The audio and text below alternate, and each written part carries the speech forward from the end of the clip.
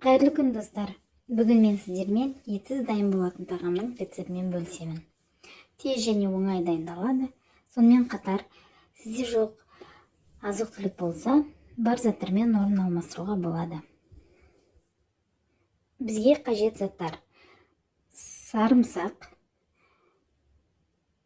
помидор, пияз және спагетти. Помидор болмаса, оның орнына томат пастасын алмастыруға болады. Менде мұздатқышта қатырылған помидор.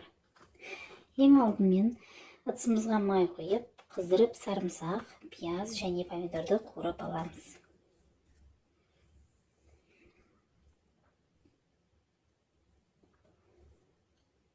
Татымына қарай тұз, бұрыш, егер кепкен базилик болса, оны да қолдануға болады, қосуға болады. Осы уақытта спагеттимізді қайнатамыз. Қатты пісіп кетпеу керек. Қорылып жатқан тұздығымызға спагеттінің суынан 100-150 граммдай су алып қосамыз. 2 минут қайнатамыз.